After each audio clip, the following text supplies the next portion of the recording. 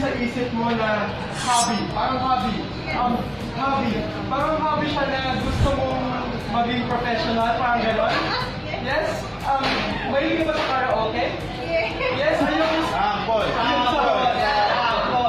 You see yourself, I'm not sure if I'm right, but you see yourself as a frustrated singer. Yes? Sample. Now, Next year. I want you to think of your desire. Okay, think of your desire.